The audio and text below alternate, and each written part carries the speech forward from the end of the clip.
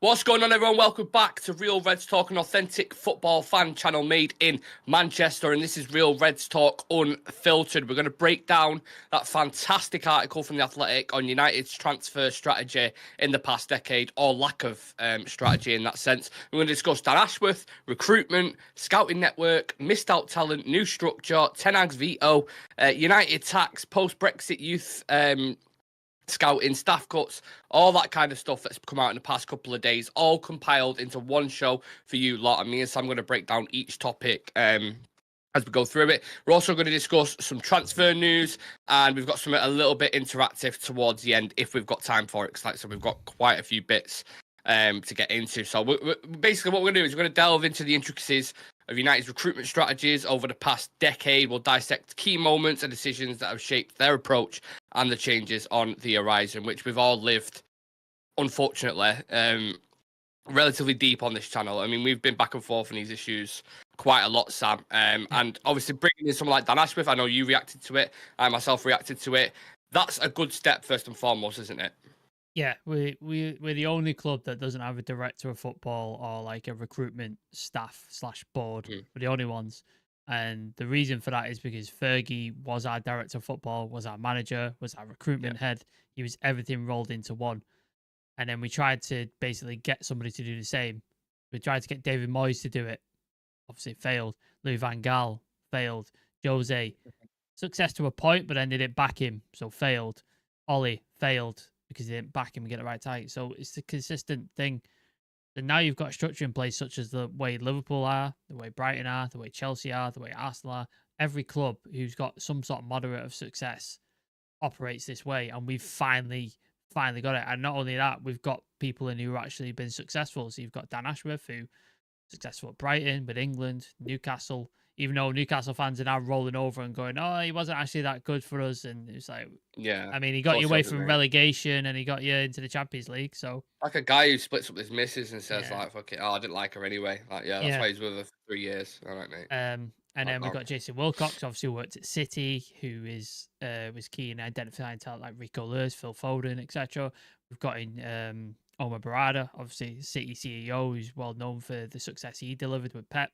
And now we've hired this Christophe Vivel, I'm not sure of the pronunciation, but he works with the RB club in Chelsea and identified talent like Hadara, Sesko, all that sort of stuff. So we've built a team of football experienced people who have got success in their careers. They're not just bankers, they're not just mates of the Glazers. And we've got that in place now. So that would identify success to me in everything but going out there and do it. Obviously, we have to wait for that. But on paper, I think this is as good as you're going to get it. Yeah. And I think all the things we've been asking for and discussing and saying that need addressing, this is a guy who's going to oversee the entire football operation, the academy, the women's team, the performance department, and the medical staff. Thank God, because that's something we fucking need. He will be the main man, basically the in-between between Ineos and players, etc. And he'll report directly to Omar Barada. Now, transfers is an interesting one, Sam. It speaks about recruitment in this article, which I think's yeah, it's multi-layered, like an onion in that sense, where it goes very, very deep. But I'll kick it off with basically what Ratcliffe has been saying. It says reforming United's transfer dealings was deemed critical by Sir Jim Ratcliffe, prioritising the need for a disciplined and efficient recruitment strategy, emphasising the importance of decisive and strategic transfer actions to avoid past proliferation. Is that how you say it? PROF. ILGACY. I've not heard that word before. Neither have I. No, So I was like, okay. But yeah, the general point is, I think as a collective, we can kind of agree that this is the number one thing that's needed sorting out, at least I believe. Would you disagree, or do you think this is absolutely number one priority? Yeah, because I think Chivy said it many times. Success on the pitch delivers success in every other area. If you're successful on the pitch, you get better sponsors, you get money, you get people more coming to see the buying tickets, get more merch sold. You win bigger trophies, which means more winnable fees and more money in different competitions. Everything goes up if you're winning on the pitch. How do you win on the pitch? Well, there's loads of different factors, but the number one is players. Get the right players in, and obviously that's the first step. I know a lot of people are upset with the women's team thing, which is another issue we can get into, but the men's team is the main capital earner at Manchester United. It earns the most money, it brings in the most amount of people, etc., and then that helps fund the women's team. So this is why they're concentrating on this first of all. So how were they doing that? They were hiring these people you just spoke of. They were revamping the training ground. They were revamping the stadium, and they're doing all these things to help the team be successful on the pitch, which is number one. I think after that, then you can start going down the list of other things that need to be done. But I think success on the pitch is number one, which is something we've avoided for so long. We've been successfully commercially, but on the pitch, absolutely been abysmal. Like a couple of trophies here and there, but nowhere near the success we should be having. Yeah, and then that kind of leads into the scouting as well, doesn't it, I suppose?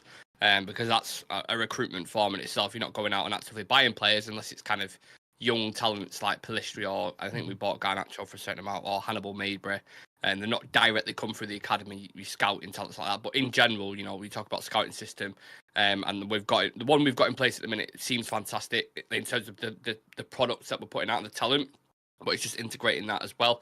And I was reading, so according to the piece, at least, we utilize a thing called Trackerman, which I've never heard of before. A comprehensive database which holds thousands of players globally. It serves as a black box with only select personnel having access. It facilitates formal weekly meetings for scouts to discuss potential targets. And the network comprises around 160 scouts working full or part-time. That is a lot more than I thought, to be fair. But when you have so many countries and stuff, then it kind of makes sense. But yeah, this is another thing. I mean, you're no professional scout by any stretch of the imagination, Sam, but when you look at how other clubs operate, I know you've spoken about South America before and stuff like that. Is this the kind of stuff that we need to be doing? Yeah, like I think we've spoken about this again. Like me and Chivis, our scouts are actually pretty good. They've identified talent and have identified people who would be thinking, like, if you go look later in this article when they go through the names, they've identified key talent who have gone on to be on varying degrees of success, and some are still yet to reach their potential, but some of them have gone on to win major trophies and be part of massive teams. So, like, they've identified the talent. It's been the execution in sealing those deals. We've seen to delayed and dithered, and then not offered enough, or not convinced the player, or like everything's had to go through Joe Glazer, so that's put a delay on it. It's been like all that sort of fucking about in the top end. Our scouts seem to be doing their job. They seem to be identifying talent, getting reports and stuff. Yeah. And it's the other part, it's the actual execution of the deals that seem to be the issue and seem to be holding things up. So I think our scouting system is actually pretty good. I just think it needs to be listened to a lot more and be able to be streamlined. So if we identify a talent, we can go, how much? Have we spoken to the player? Have we spoken to the team? Have we got a relationship? Blah, blah, blah. Okay, cool. Let's put a bid in and then negotiate and then get it done. Because if you go through those names on the list, so many of them we were like in talks with and we saw it, and then City swoop in and snatch him, or somebody else swoops in and snatches him, RB Leipzig, whoever. That shouldn't be happening at United. That shouldn't be happening, but it has been going on for like the last 10 years. Yeah, and that's what I'm saying. It helps City listen in the first place. I was sat there thinking before, do you know what? Do you remember all them reports and like just kind of not abuse on social media, but the amount of people saying fucking hell, our scouting department, what the fuck's going on, and blah blah blah. And they must be sat there saying, mate, we've recommended so many good players, and they're just not listening to us at all for whatever reason that is. I mean, I'm sure there's deeper detail on that, but it's obvious that they've been ignored for a while. And we even had two scouts who retired? Was it last year, or just completely left the position? Whether that was kind of related, I have no idea. But you spoke about the missed players there, and when you look at them in isolation. You mentioned delays as well. Contract offers allowed Pedro Neto, to sign with Braga and then later Lazio. Hesitancy and complex negotiations saw Caicedo join Brighton for 5 to 10 mil. Concerns over regulations and complications prevented a trial for Jamal Musiala, who's probably now worth 150 million quid. Incremental bids failed to secure Sesko, who joined Salzburg and then Leipzig. 2 million. Scouting reports and recommendations not being acted upon swiftly. Yeah, it's just all them players I've just mentioned, Sam. I probably a combined fee now of like £300 million of talent. That's a huge problem, isn't it? Yeah, Caicedo went to Brighton and obviously like tore it up, and he could have been available for £2 million. £2 million. And we had Valencia there as well, like laying it up for us for United to go. Yeah, I know the guy, but didn't execute it. We were then making incremental bids for Sesko, 1.1, 1.2 million.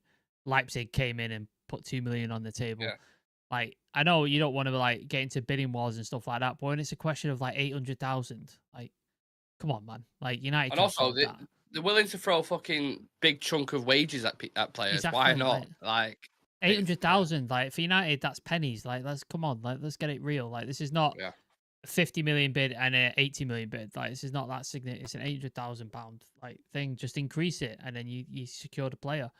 And yeah. then yeah, just the same with Pedro Neto. Obviously, he's had his injuries at Wolves and his thing, but to sign him for that tiny fee, you've got Hmm. a major talent on your thing. And now if you go to Wolves now, you're probably looking at what, 50 million, 60 Yeah, million? at least, Like, at least. it's ridiculous. And I know United have been admirers him for a long time, but it's like the amount of talent we could have had that weren't on this list.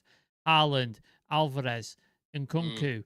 Like, there's been so many through the years where you're like, we could have had them and we didn't execute because this kind of shit gets in the way with contracts and not knowing who to talk to and incremental bids. It's just a shit show. And for people who go, oh, United should be doing better. Yeah, they should. But when you've got people in place who are not football people, who know mm, nothing about negotiation or yeah. nothing about how to contracts and youth teams and all that sort of stuff, this is what you get.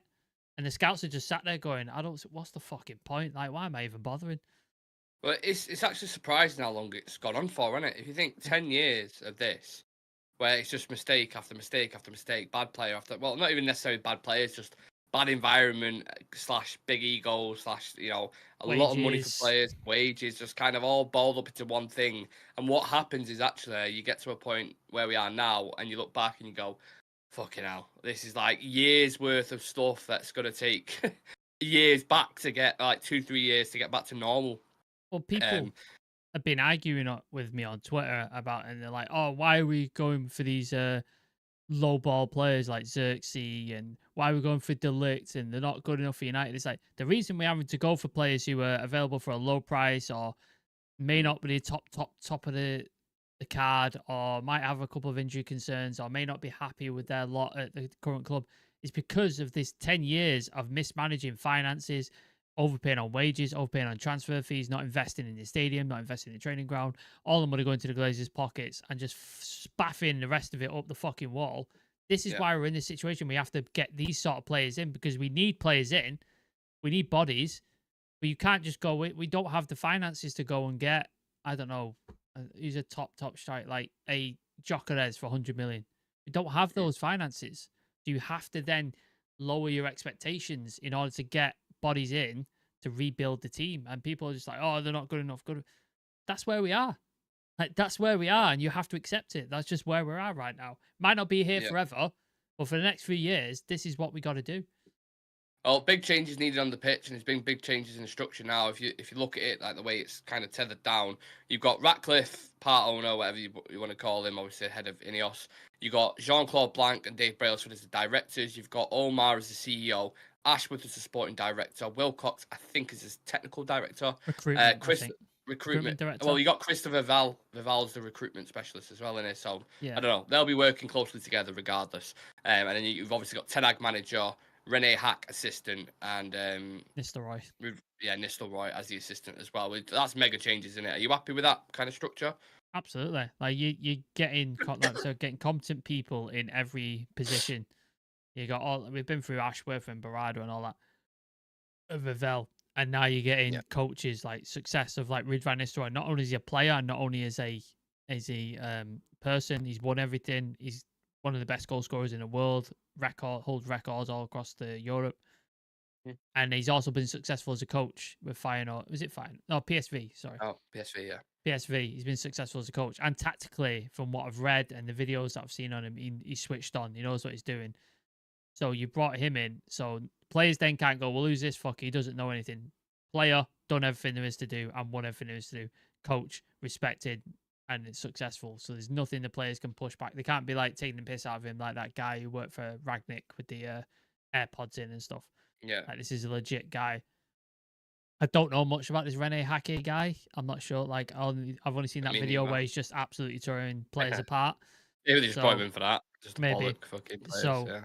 yeah, it'd be interesting to see how he works and stuff like that.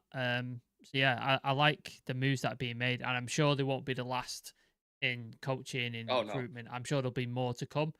But yeah. from what I see, the main pieces seem to be in play. I'm sure there'll be a few other smaller appointments dotted about. Well, there's a bit on the manager saying he still gets a kind of crucial vote on any incoming players. No player will sign without a Ten Hag vote, effectively. Do you trust his opinion? Because there's been split views, aren't there? There's been some people Mhm. saying, I think some of his signings have been actually really good. I think, his talent identification has been way off. Like, is it somewhere in the middle, do we think? I think he should get credit for certain talent identification, like Lissandro Martinez. I think we can all Hmm. agree is a phenomenal player, and injuries are not his fault. Like Yeah. before he came to United, he didn't have a history of injuries. Like he's fine. So I don't think you can blame that on Ten Hag. Onana, I think, was questionable, and I think a lot of us were calling for his head at the beginning, but I think he Yeah. significantly improved in the second half of the season. I think Hoyland, we all agree we've got a gem. He's very rough around the edges, and we've probably overpaid for him, but I think we've got something there. It's still a bit too early to tell, but I think there is something there. Anthony, obviously, like it's a flop, but what manager does not has not signed a flop or even Yeah. 4 or 5? Every manager has their True. failings. Even Pep. Absolutely. Pep's gone through 2 centre backs, 2 goalkeepers before he's like Ours worked just out who he happens to wants. be an 85 million pound one. That's the big Well, difference in it's it, an I suppose. expensive one, unfortunately. It's an Yeah. expensive Yeah. one. So, and then Mason Mount, I think injured. I don't think you can blame Ten Hag for that. Like he's got injured in his thing. Malacia, same thing. But I think he had a decent season before that. So I think his talent identification has been good. Casemiro was not his choice, but it was just available. Obviously, he wanted Frankie de Jong. So I don't think you could like just wipe it off and say his talent identification is poor. However, he should not be the be all and end all. He shouldn't be like the end of things. He should be involved in the process and have Yeah. a say, Yeah. but he should not be the one selecting and telling people, right, go get him. Don't care how much it costs. He should have pushback. He should have influence. He should have people coming to him and go, look, this guy's not worth this money. I know you want him, but he's just not worth this. We're not paying it, blah, blah, blah. So I think that needs to be worked around. And it seems to, with a new contract, apparently is all but signed. They seem to have found a solution or a common ground. So hopefully going forward, he's involved, but he's not the be all end all of it. Mm. Another thing that got mentioned was the United tax, and this was a bit that I was very intrigued reading because it's been something that's been lingering about, and it kind of ties in with what we've just spoken about with Anthony, obviously 85 million quid, and other clubs knowing that they could just push us and we'll end up paying the price. Now, obviously, we've already seen him trying to adopt a hard line in negotiations with certain, even with Dan Ashworth, you speak about that, Mm-hmm. like we were just like, no, we're not paying 20 mil. And according to reports, apparently we paid significantly less than that. You look at the first offer for Branthwaite, the release clause, obviously Xerxes, we're going for like a lower price. And then the Ligt as well as another opportunity in the Mm-hmm. market. But can it be done just from that? Can you just, is that how you set out your store? Or do you have to be a bit more technical than that? I don't know. I think it's good to send out a message. Like we've sent out a message with Branthwaite, seemingly. Like we've gone, this is Yeah. how much, this is our opening bid. And I think every opening bid you put in is low. Like that's just how it goes. Like you're Hmm. never going to put in with your best bid. And normally clubs will go, look, that's not what we're looking for. We're looking for more maybe around this. And then you go, well, what about this? And then back and forth. Everton have just gone, nah, United overpay for players all the time. So we want 70 million or you can fuck off. And we've I gone, think all right, also PSR played into it as well, didn't it? yes. Like, you have to say, that's played into it. And so we've just gone, all right then, and we've just pivoted away and we've gone looked at Mateus Delict. Now, Yeah. obviously, that's not to say Branthwaite is completely off the table Yeah. because apparently I know Everton has satisfied the PSR for the year just gone. However, it's on a 3-year cycle, so they're still in Hmm. danger this year. So they will need to make sales before the end of this year as well. Yeah. So they could relatively come back to the table because obviously you're not going to probably won't buy him in January because there's not much value in the market in January. So they might come back to the table before the end of the transfer window, and you might be able to do a deal at that point. And if you stay firm and you don't go, "Oh right, we'll just pay it," then you're in a better position because we can obviously look at other targets. I know Yoro's been mentioned, Inacio, etc. So we will be looking at other targets, but I think that's how you draw a line, and then the clubs will get the message: oh, they didn't buckle to Everton's demands. They didn't overpay for Delict. They've gone out and executed a release clause for Xerxes and done a deal on that commission thing that his agent gets that AC Milan weren't getting. But it sends a message, I think. Like, for me personally, I think it sends a message to other clubs. Yeah, and just on the couple of transfer targets, obviously we've got Xerxes, Ligt, Branthwaite, and Ugarte, who are probably the most imminent transfers, I'd say, unless I've missed anything that's got kind of gone under the radar. And just give you an update on this, and I get obviously Sam's reaction as well. Xerxes very close, most things agreed, but I think he may decide after the Euros. It seems it's going that way. I know his release clause, I think, does it run till halfway through August? I read somewhere, or maybe like back that. end of August. De Ligt very close to being Romano did an announcement again today. Again, we didn't want to go with it as the big story because we speak about De Ligt so much over the past couple of days. It's just every blade of grass has been covered with that one. But yeah, they're looking buying, I think, for 34 plus performance related add-ons, which could turn out being a fantastic deal. Branthwaite, from what I've read and what I've listened to, we need to sell a centre back, so either a Lindelof or a Maguire, and we need Everton to drop the price, as Sam just alluded to. And then Ugarte, United hoping to get it done in the 35 to 40 million pound range. Player happy to join. His agents have been working on departure from PSG, but he's focused on Copa America at the moment, similar to Xerxes. So yeah, that's where we're at with the deals at the minute. Which one can you see coming in first, you reckon, Sam? Which one could have a bit of pace? Which ones will drag? Which ones are you excited about? I think obviously Branthwaite is the one that's going to drag, isn't it? That seems to be the one that's going to go on because Everton are sticking to their price. I've heard that Ugarte pronunciation is Uwate. I'm not sure if that's true, but I've heard that Uwate. I've seen that on the Copa America. I think. Yeah, I've heard it on Copa America broadcast. I don't know how true that is, but I think they'll add an extra $5 million for that. Yeah, pronunciation. There's an extra $5 million. So that seems like it might take a bit, but obviously he's at the Copa America and the negotiations don't seem as far advanced as, say, the others. I think Xerxes and De Ligt will be the first two. I think it's a toss-up between them. I'd probably lean towards De Ligt being the one that gets done quicker. Obviously, they're both part of the Netherlands team and they're both Dutch, so they'll both be at the Euros. But it seems like De Ligt has instructed his agent to sort of get this deal done with United. And Xerxes still a little bit weighing up his options still after the Euros. So I think De Ligt will probably be the one that gets done first. Maybe Xerxes straight after that, and then Huarte might take a while to sort of get done. And then Branthwaite, I don't know if it happens. It depends if Everton want to come back to the table or not, doesn't it? Does the excess of Dutch, I don't know why it should, but does it worry you at all? Like, you look at Ten Hag, I don't know what's going to happen with Van der Gaag, but you got Ten Hag, and then you got Rene, whatever the guy's name is, the nutcase, and you got Ruud van Nistelrooy, and then Xerxes, De Ligt coming in. Like, it seems a lot of Dutch connections there, doesn't it? Yeah. Well, I think Xerxes, I don't think the Dutch thing was the thing that they went for. I think it was the release clause, obviously, like 34 million. It's the fact that we need a striker is another thing. The fact that he's available and he's willing to come is another one. And his age profile, he's 24. I think they were the first four where it's like, it ticks all the boxes. I think the Dutch thing is kind of secondary to it. The De Ligt one, I think you're probably onto something there because obviously he worked under Ten Hag. He was at Ajax. He's Dutch. So there's the sort of Ten Hag test from like last season, isn't it? Where you're like, because we were supposed to be going away from that. Yeah. That's what we was all saying. And then they do that. Like, well, that one does stink a little bit of Ten Hag, but who knows? Maybe I'm wrong. Maybe maybe he's pushing, saying, look, this is an opportunity. Trust me, this guy is fucking good. It's an opportunity. Maybe. And if it is a Ten Hag sign and it doesn't work, then it's on his head. Like, that's a mark against him, isn't it? Like, obviously, if the transfer committee said, "Oh, we want to get this guy," and it doesn't work, then obviously they're to blame. But if Ten Hag's pushed for it, it's on him. So we'll see. I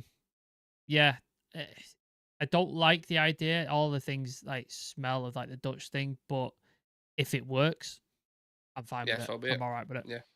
Absolutely.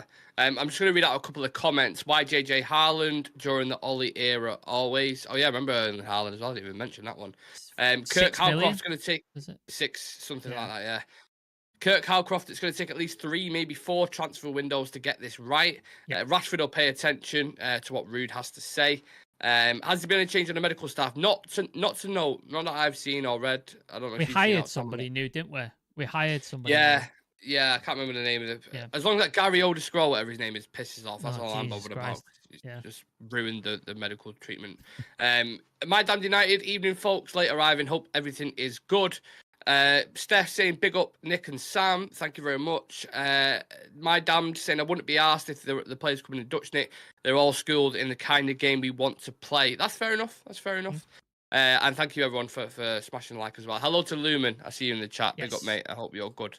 Welcome joining us. Yeah, there's a little story on the staff members, Sam. Again, I don't know if you wanted to dive into it, but they're letting 250 staff members go, so they're not just making cuts, you know, upstairs or downstairs, wherever you want to talk. It's, you know, these are guys who have been here for quite a while. Yeah. But again, from what I've read, we had more than anyone in the Premier League. We had like 1,000 staff members or something ridiculous. Yeah. So I know it's harsh, but is it needed? Is it needed? I mean, I don't like the idea of anybody losing their job, especially in the economic climate we find ourselves in. Yeah. Yeah, I'll never sit and be like, yeah, people should lose their jobs, because I just don't believe that. And I think if you want to save money, there's a couple of players on massive wages who are fucking stinking up the joint, and I think you could have quite easily cut them and save yourself some money. Like, do you know what I mean? Sancho, Anthony, Rashford come to mind, like Casemiro. Like, you cut a couple of them, and then you wouldn't have to fire like Tina from the fucking canteen or whoever it is you're firing. So I think, I don't like it. I really don't. I don't like people losing their jobs, but it is the unfortunate truth. When a new company takes over a different company, there is always going to be some sort of streamlining, some cost cutting, some how can we save this? How can we save this? How can we do this? And unfortunately, people lose their jobs. And we've seen it across United, not just the directors and the chairmans and all that sort of stuff, but we've seen it now, unfortunately, with lower staff members who I feel for, and I hope they bounce back straight back and get a job, and I hope they don't like suffer too much because of this. So I think there's other ways to do it, and I think they could have done it other ways. But as we know, the Jim Ratcliffe is a venture capitalist, and he's about chasing the profit, and he's ruthless. And that's the reason why he's been successful, because in a capitalist society, if you're not ruthless, you don't succeed. And he doesn't really care about people's feelings. He cares about making money and being successful. And that's what you have to do in business. Again, don't like it. Wish they hadn't done it. Wish they would have got rid of some players' wages. I wish that was the alternative, but they're not going to do that. So, yeah, it doesn't sit well with me. I understand we may be overstaffed. Like, if we've got 200-300 more people than anybody else, I think there's better ways to do it personally. But, yeah, unfortunately, those staff members are paying for the sins of the Glazers. And it's unfair, really. It's really unfair. Slightly off the grid question, but it just made me thought of it then, like, in kind of the way he was answering that. Do you think, because obviously Ratcliffe is very hesitant to, we've got an election coming up, first and foremost, on the 4th. Do you think that will affect, you know, in terms of Ratcliffe's plans with the stadium? Because he did want government investment and input, didn't he, in that sense? Do you think that'll affect it at all? No, because he's got Andy Burnham involved, who is, if you're not from Manchester, he's the mayor of Manchester, who is a Labour member. So he's a Labour Party member. And from what I see with the politics, it seems like the Tories are going to lose a landslide victory to Labour. Oh, is it that big? Yeah. Yeah, it's going to be massive. So I think obviously Labour become the party in power. So I think he'll be okay in that situation. I don't agree with a lot of Sir Jim Ratcliffe's politics. I really don't. He's a Brexit voter, which I'm not. He is a tax exile, so he doesn't pay his fair share of taxes living in Monaco, despite voting for Brexit, which is a contradiction in itself. It's like you vote for something in a country you don't live in and you don't pay tax into, but you still have a right to vote. It doesn't sit well with me personally, but it is what it is. Like, all sort of venture capitalists or business owners tend to be a similar way, because they chase the money, and when you chase the money, you sort of morals tend to go a little bit, but it is what it is. So yeah, I think it'd be okay. I think it's to do with local government rather than national government. He's helped getting the funding. Obviously, tax money and stuff like might come into it. And I think they are paying for it, the stadium or the revamp, whatever they're doing outright. But then it's the regeneration of the area around it, I think, is where the government help is coming in. Because that's obviously going to bring more money, jobs, people, all that sort of stuff. So it benefits the area. So I get why people are upset, because he's a billionaire asking for taxpayer money, but at the same time, this is how these things work.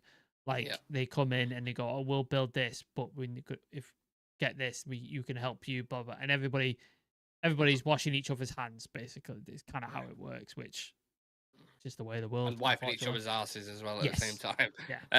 All right, we'll take it slightly away from politics because we'll be here for half an hour. I know you could freely speak your mind about that very easily.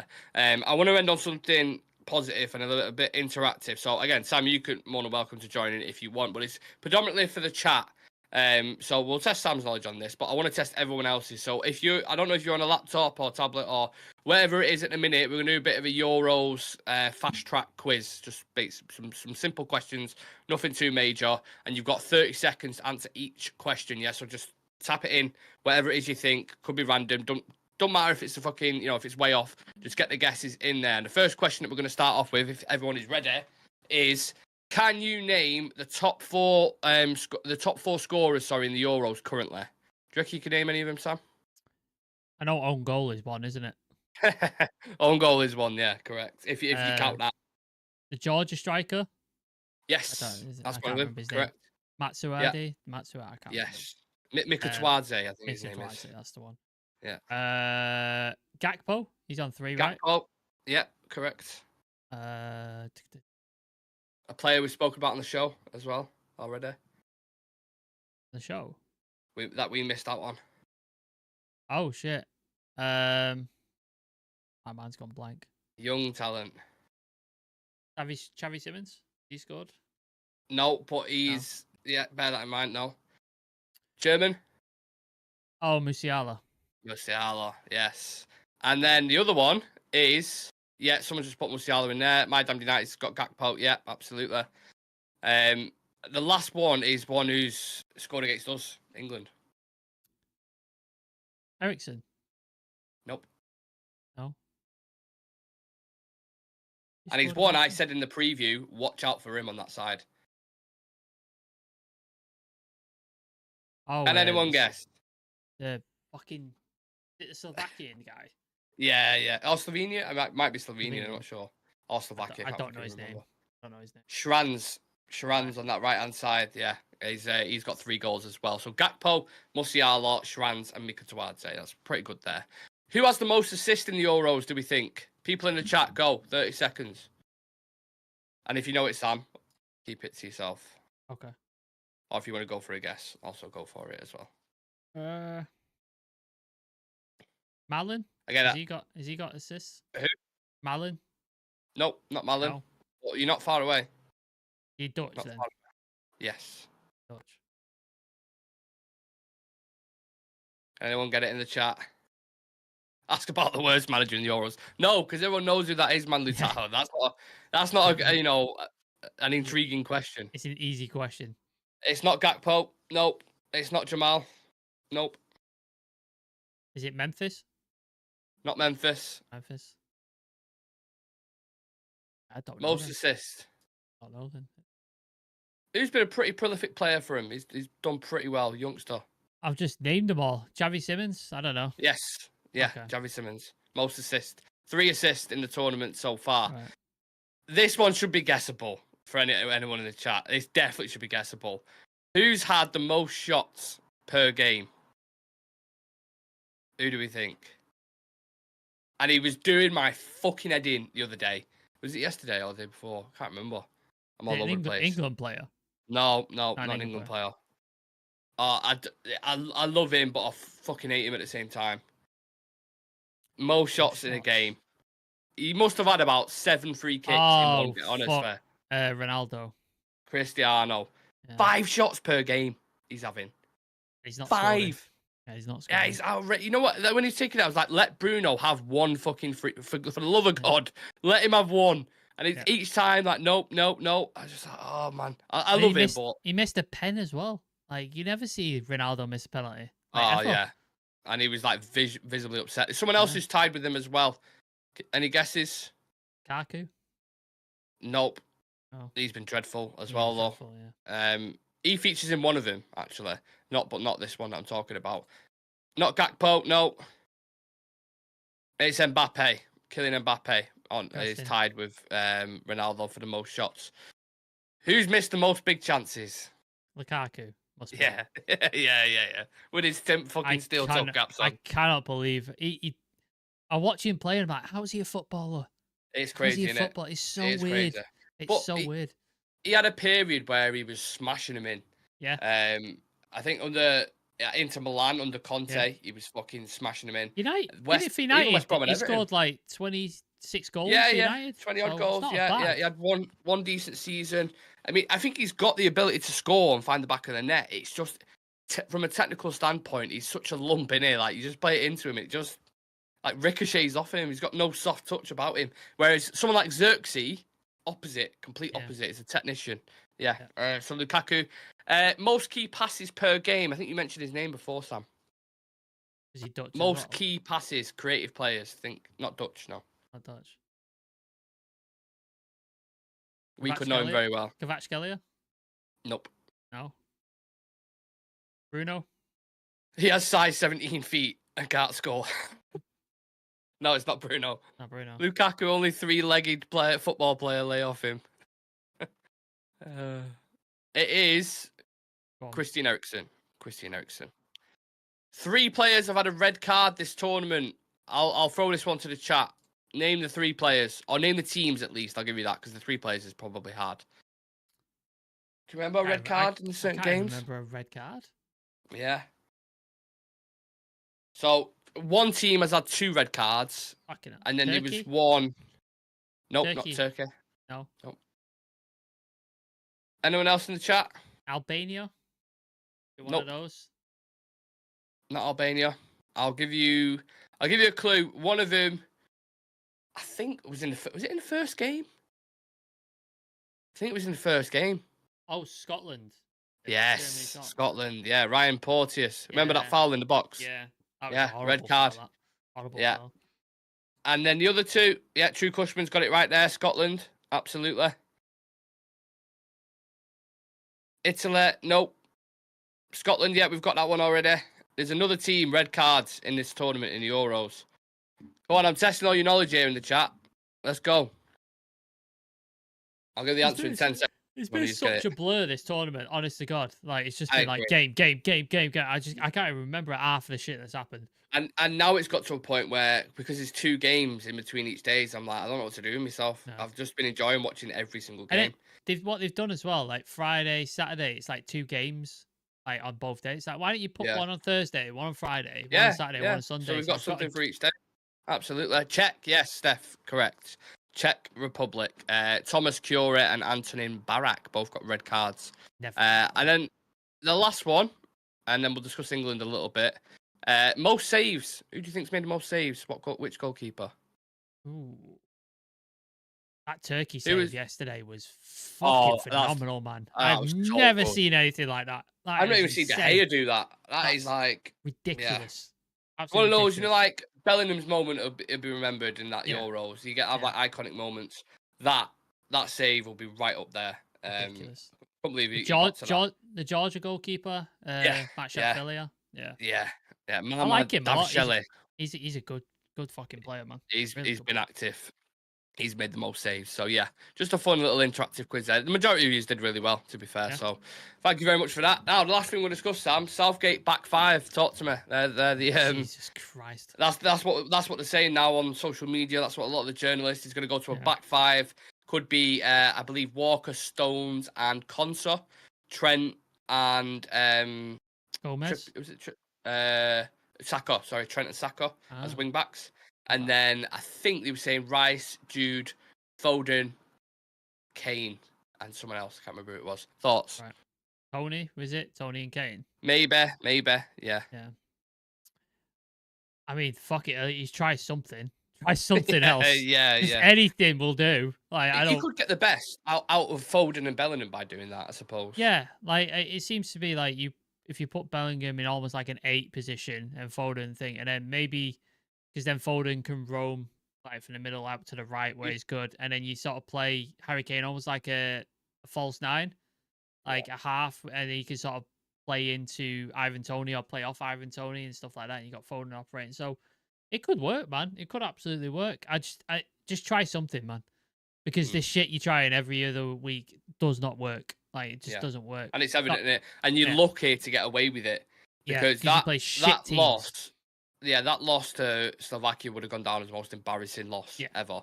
The way it was, he was 30 seconds away from total ridicule in that game. If you didn't have like clutch players like Harry Kane, Jude Bellingham, people like that, you're losing that game. Like, you are. 100%. Yeah, and you can't just rely on that. You can't rely on that for the full total because I've watched Switzerland play, and they are good. They are very, very good. Like, tactically set up really well. They move the ball. They press really well off it as well. Like, they are. That's when you can make a comparison. You see, look at the talent that England have got, and Switzerland have got some talented players, but nothing like major. No. Which team plays the better football and which team is the better coach team? It's Switzerland. Yeah, every day. By a mile in this tournament.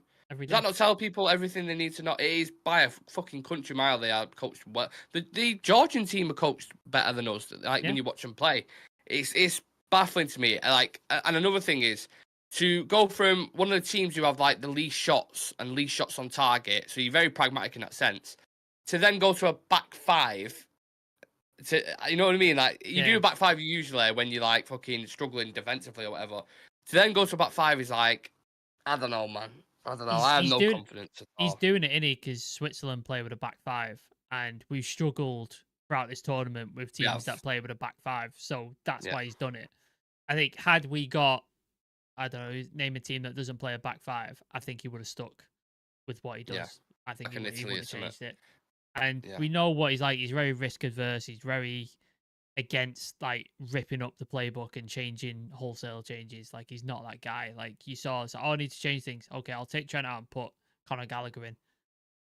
That solves nothing. It solves nothing. And the Trent experiment before that didn't work for like 2-3 games. So, and it's all right. We'll take Conor Gallagher, put Kobe Mainoo, which is a good move. But then you haven't addressed any of the other issues. You've not addressed the Trippier issue. You've not addressed the Foden issue. You've not addressed any of the issues. So this back five hopefully addresses like 3 or 4 issues that we've clearly suffered, because Trippier on that left-hand side is just dead. Fucking dead. Like, nothing. He cannot. He's like Anthony, but the opposite foot. He gets on his thing and he just cuts in.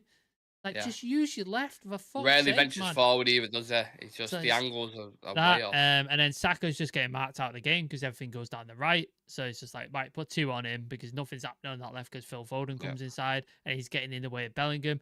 And Harry Kane's dropping back. So when he goes to play the ball, there's no runners for him. So everybody's just congested in this like middle part of the park and nobody's going forward. And he's just like, you need to fix this. And he hasn't up until this point. So if this back five is thing, hopefully this is a system that fixes it, or at least mitigates a lot of the weaknesses or a lot of the things that have been going on so far, because I don't know if we can get any worse. In all honesty, it's been that bad. It's been that bad. And you've got a real opportunity as well. You beat Switzerland. I mean, you play, was it Netherlands or Turkey? Yeah. In the semi-finals? Yeah. You play Netherlands or Turkey, Netherlands have been all right. Turkey, to be fair, showed up against Austria. But they've been kind of flipping. You've got the best run. You've got the best chance ever, really, of getting to a final, haven't you? Turkey did not look great against Austria. They just took their chances. 2 chances came. Yeah, they took set pieces as well. Like, they took the Was chances. I right? I put in the chat at the time. Do you remember that Atalanta game where they scored 2 corners against us? I'm sure it was at Demiral. Again, if anyone knows in the chat, let me know. I'm pretty sure it was. He scored 2 headers against us as well. Because when he scored the second, I was like, okay, I was like deja vu this. But yeah, couldn't believe it. Like, Turkey are beatable. Like, I know they've got Güler and Calhanoglu, but it's a beatable team. Like, if you keep possession, like, you can beat that team. Like you said, Netherlands haven't looked great. They haven't. Like, I think they only showed up in that last game, didn't they? That was the first time where you've gone, okay, they've shown up now. But the other previous games, they were poor, really poor. So yeah, I think you can get a run to the finals. And if he doesn't have a showing against Switzerland, we don't deserve to be there. We don't. Yeah. Well, we shouldn't be there anyway, really. Yeah. Apart from Jude's brilliance, of course. But, I don't know. My Damn United saying, happy is trying something different, if true, hard to believe. Dark Throw saying, are the England fans divided over their club players in the national team? I don't think fans are. I think fans want the best, don't they? Like, they just want us to... They believe with the team that you've got... We was put as the favourites for the tournament, so let's have it straight. We was the favourites. Yeah. And I think out of the majority of teams that you've watched, you could probably say we're I mean, I don't know where you'd put us, but it certainly won't be in the top 10 No. in the tournament, I wouldn't say. We've been abysmal. So the fans just want us to play good football. It's not like we're divided and we're like, oh, this guy should do. We're all pretty aligned on what we want, in terms of what we should do. It's just Southgate doesn't. He's got his blinkers on. You've got some of the best players in the world. Like, you've got the best player in the Bundesliga, the best player in the La Liga. You've got 2-3 of the best players in the Premier League. Yeah. And you put up performances that, like, even Grimsby Town would be like, what the fuck are you doing? Like, no offense to Grimsby, but, like, do you know what I mean? Like, it's you should be doing better with the players that you have. And what's the reason? Manager. Yeah. Only downside is if it works, the papers will say he's a genius. That will make me headbutt the TV. Oh, yeah. I don't want to see Gary Lineker licking Southgate's ass. Yeah. Oh, tactical genius. Yeah. He's done really well. Is this England's time, considering the comeback against Slovakia and the nature of the fixtures up to the final? Should be. It should be, but I mean, I don't see one confident England fan. Honestly, I really don't. Unless they're drunk or on something. Yes, yeah. You'll find an England fan in Germany who's probably saying that we're going to win it, and he might be the only one. We might win it, and he might look like an absolute genius, but I think the majority don't. And the last question, Manchester United, which quarter-final game would you love to go watch in the stadium in terms of total football? Let me pull up the quarter-final game. Is France, Spain? France. Is it France, Spain? I don't know. I think it might be France, Spain. Turkey, Netherlands, England, Switzerland. Spain, Germany, Portugal, France. Portugal, France. Spain, Germany. I want to go see Spain, Germany. Oh, no, yeah, pure football, yeah. France have been a little underwhelming, to be fair. Portugal shit as well. Yeah, so absolutely. Netherlands, Turkey could be a bit of a fucking barn burner as well, I think. Remember Austria and Netherlands, that 3-2, back and forth. I think that could be. But, Spain, Germany, I'd love to go see that. Like, two similar teams, but quite different systems in the way they play. Like, really good players. Like, some really good young up-and-coming players, like Nico Williams on for Spain, and then Lamal, and then you've got Musiala and people in Germany. So I think that'd be I think Chu Cushman's right. Portugal France might be a bit of a boring game, to be honest with you. Absolutely, right. I agree. I didn't even think about that. I just saw the two teams and I thought, both winners could be good, but no. I think Spain, Germany, in terms of pure visual tactical brilliance, them two, that should be the final, really. Spain, Germany. In terms of how the teams have performed, I think that should be the final, but you're not going to get that because it's either going to be Netherlands, Turkey, Switzerland, or England in the final. That's the crazy thing. Weird. When you think about it. Absolutely mental, but that's the way tournaments work. Unfortunately, that's the bracket, and hopefully we'll be in there, but I think even if we play one of them, I mean, if we play Spain, Germany, Portugal, or France, I can't see us winning any of them games. I think we could beat Portugal. We seem to have a history with France. France seem to have our number. Hey, we've got history with Portugal as well, though. Don't forget that. I think we could beat Portugal. Germany, we got no chance. I don't think we have a chance against Germany. Germany and Spain, I think they wipe the floor with us. Spain especially. I would not like to play Spain in the final. The way they play, I think we'll get destroyed. So, anyway, I wanted to end on a positive, but when you talk about England, it always ends up as a negative, doesn't it? Thank you very much to everyone who's tuned in. Please do smash the like on the video before you leave. Hit that subscribe button as well if you are new, whether you're watching this live or watching this later on. Check us out on socials, and we will be back again tomorrow with another show. So please do come and join us as always. Jay Motti tomorrow. Yes, that's it. Absolutely. Jay Motti tomorrow. We're gonna do. Because we're sick of talking about, like, to say transfers, Ligt, Uarte, all that sort of stuff. So we're going to do something a little bit different. We'll get Jay's thoughts on that, but we're going to do something a little bit different. Just because Jay's a lot of fun when he's on, and it tends to go, not off the rails, but diverts through a certain station for sure. So, come and join us. 8 o'clock, I think. 8 o'clock tomorrow. Yep. Yeah. Cheers, guys. We'll see you in the next one. See you in a bit. Peace.